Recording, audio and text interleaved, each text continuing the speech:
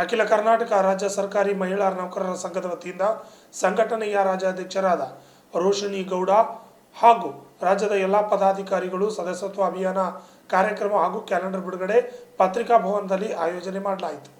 ಕಲಬುರಗಿ ನಗರದ ಪತ್ರಿಕಾ ಭವನದಲ್ಲಿ ನಡೆದ ಸುದ್ದಿಗೋಷ್ಠಿಯಲ್ಲಿ ಮಾತನಾಡಿದ ಅವರು, ಕರ್ನಾಟಕ ಸರ್ಕಾರದಲ್ಲಿ ಉದ್ಯೋಗಸ್ಥ ಮಹಿಳೆಯರು ತಮ್ಮ ಸಾಂವಿಧಾನಿಕ ಹಕ್ಕುಗಳ ಪ್ರತಿಪಾದನೆಗಾಗಿ ಅಖಿಲ ಕರ್ನಾಟಕ ರಾಜ್ಯ ಸರ್ಕಾರಿ ಮಹಿಳಾ ನೌಕರರ ಸಂಘ ಸ್ಥಾಪನೆ ಮಾಡಲಾಗಿದೆ ಹಾಗೂ ರಾಜ್ಯಾದ್ಯಂತ ಸದಸ್ಯರ ನೋಂದಣಿ ಈಗಾಗಲೇ ಪ್ರಾರಂಭ ಮಾಡಿದ್ದೇವೆ ಎಂದು ತಿಳಿಸಿದರು. ಈ ಸುದ್ದಿಗೋಷ್ಠಿಯಲ್ಲಿ ಶಶಿಕಲಾ ಕೆ, ರಜನಿ ಪಾಟೀಲ್, ಶಿವಲೀಲಾ, ಸುರೇಖಾ ಸೇರಿದಂತೆ ಅನೇಕರು ಪಾಲ್ಗೊಂಡಿದ್ದರು. Bureau report, RJ32 Kannada news, Kalaburagi. ಎಲ್ಲರಿಗೂ ನಮಸ್ಕಾರಗಳು. ಹೊಸ ವರ್ಷದ ಶುಭಾಶಯಗಳು ಮತ್ತು ಸಂಕ್ರಾಂತಿ ಹಬ್ಬದ ಶುಭಾಶಯಗಳು.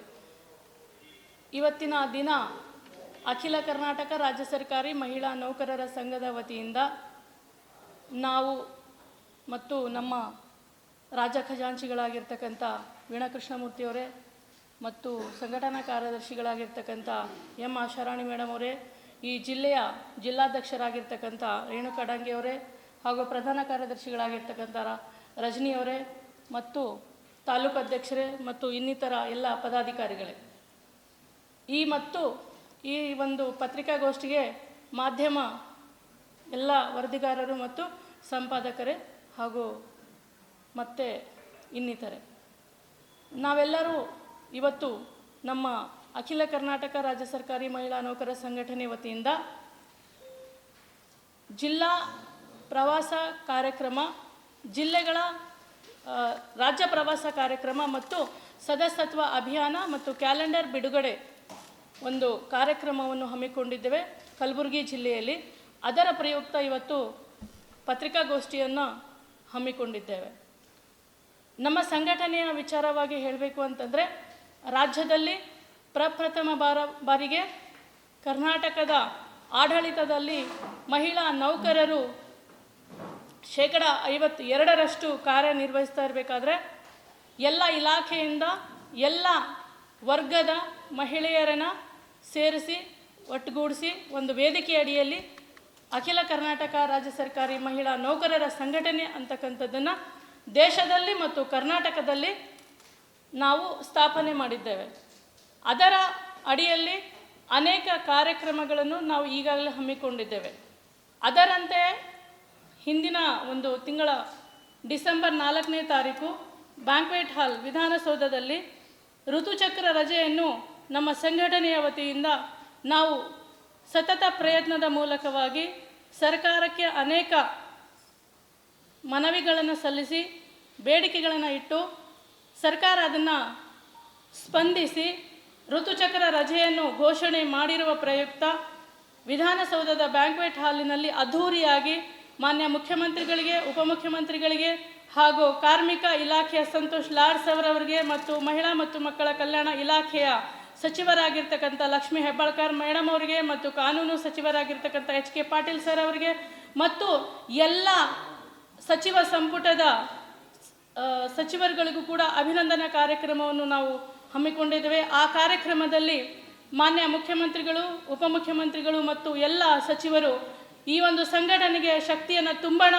ಇವರಿಗೆ ಬೇಡಿಕೆಗಳನ್ನು ಈಡೇರಿಸೋಣ ಅಂತಕ್ಕಂಥ ಮಾತನ್ನು ಇವತ್ತು ನಾನು ಮತ್ತೊಮ್ಮೆ ಧನ್ಯವಾದಗಳನ್ನು ಹೇಳುತ್ತಾ, ಆ ಕಾರ್ಯಕ್ರಮದಲ್ಲಿ ಮೇರಿ ದೇವಾಸಿಯವರ ಜನ್ಮದಿನದಂದು ಮಹಿಳಾ ನೌಕರರ ದಿನಾಚರಣೆಯನ್ನು ಘೋಷಣೆ ಮಾಡಬೇಕು ಅಂಥೇಳಿ ನಾವು ಬೇಡಿಕೆಯನ್ನು ಇಟ್ಟಾಗ ಮಾನ್ಯ ಮುಖ್ಯಮಂತ್ರಿಗಳು ಅದನ್ನು ಅತ್ಯಂತ ಸಂತೋಷದಿಂದ ಅದೇ ಕಾರ್ಯಕ್ರಮದಲ್ಲಿ ಮಹಿಳಾ ನೌಕರರ ದಿನಾಚರಣೆಯನ್ನು ಸೆಪ್ಟೆಂಬರ್ 13ರಂದು ಘೋಷಣೆ ಮಾಡಿರೋದು ನಮ್ಮೆಲ್ಲರ ಮತ್ತು ಸಂಘಟನೆಯ ಹೆಮ್ಮೆಯ ವಿಚಾರ ಎಂದು ಹೇಳೋಕ್ಕೆ ಇಷ್ಟಪಡ್ತೇನೆ.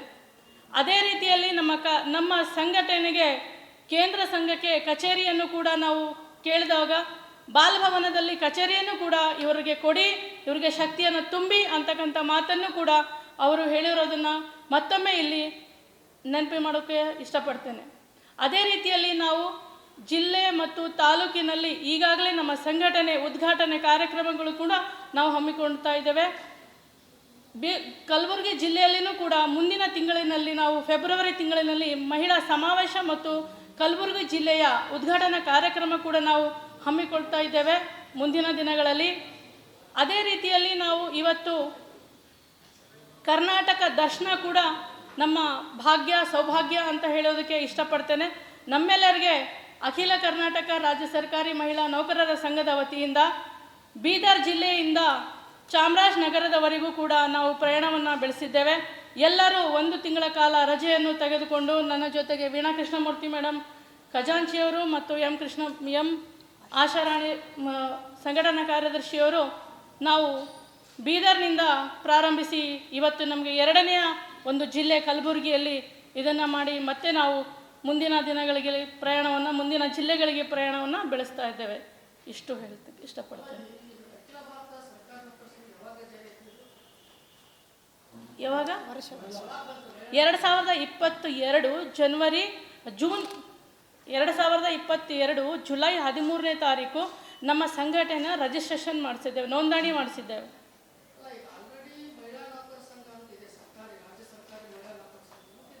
ಇಲ್ಲ ಇಲ್ಲ ಇಲ್ಲ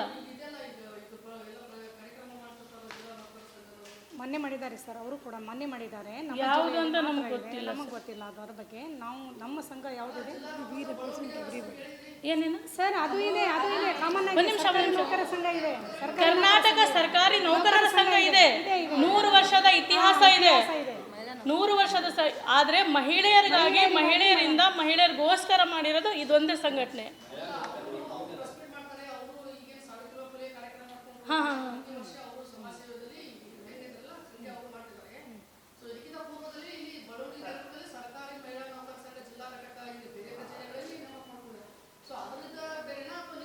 ಅದು ಬೇರೆ ಸರ್. ನನಗೆ ಯಾವುದು ಅಂತ ನನಗೆ ಗೊತ್ತಾಗ್ತಾ ಇಲ್ಲ. ಬಿಕಾಸ್ ಯಾಕೆ ಹೇಳ್ತಾ ಇದ್ದೀನಿ ಅಂತ ಕೇಳಿ, ಸಾವಿತ್ರಿಬಾಯಿ ಫುಲೆ ಮಹಿಳಾ ನೌಕರರ ಸಂಘ ಅನ್ನೋದು ಇದೆ. ಆಮೇಲೆ ಬೇರೆ ಬೇರೆ ಇವಾಗ ನಮ್ಮ ಇಲಾಖೆ ಅಡಿಯಲ್ಲಿ ನಾವೇನು ಮಾಡ್ತಾ ಇದ್ದೀವಿ, ಯಾವುದು ಶಿಕ್ಷಣ ಇಲಾಖೆಯ ಮಹಿಳಾ, ಇಲ್ಲ ಎಲ್ಲರೂ ಸರ್ಕಾರಿ ನೌಕರರೇ. ಹೇಳ್ತಾ ಇಲ್ಲ ನಾವು, ಅವರು ಸರ್ಕಾರಿ ನೌಕರರೇ. ನನಗೆ ಅರ್ಥ ಆಗ್ತಿಲ್ಲ, ಇನ್ನೊಂದ್ಸಲ ಹೇಳಿ ಸರ್. ಮಹಿಳಾ ನೌಕರರ ಸಂಘ ಎಲ್ಲಿದೆ ಅಂತ ನಾನು ಕೇಳ್ತಾ ಇದ್ದೀನಿ. ಎಲ್ಲಿದೆ ಸರ್ ಅಂತ? ಎಲ್ಲ ಜಿಲ್ಲೆಗಳಲ್ಲಿ ಇಲ್ಲ ಸರ್. ಮಹಿಳಾ ಘಟಕ ಇರ್ಬೋದು ಸರ್. ಇಲ್ಲ ಇಲ್ಲ ಹಾಂ ಸಾವಿತ್ರಿಬಾಯಿ ಫುಲೆ ಬರೇ ನೋಡಿ ಕೆಲವೊಂದು ಹೇಳ್ತಾರೆ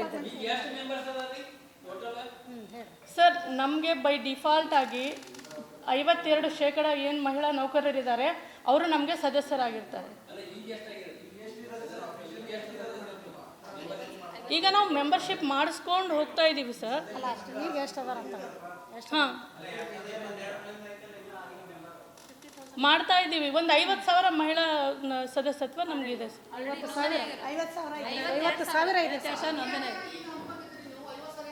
ಈಗಲ್ಲ, ನಾವು ಅವಾಗಲಿಂದನೂ ಮಾಡ್ತಾ, ಈಗ ನಾವು ಪ್ರವಾಸ ಕೈಗೊಂಡಿದ್ದೇವೆ, ಮತ್ತೆ ಈಗ ಮತ್ತೆ ಮಾಡ್ತಾ ಇದ್ದೀವಿ. ಕಂಪ್ಲೀಟ್ ಆಗಿಲ್ಲ ನಮ್ಮದು.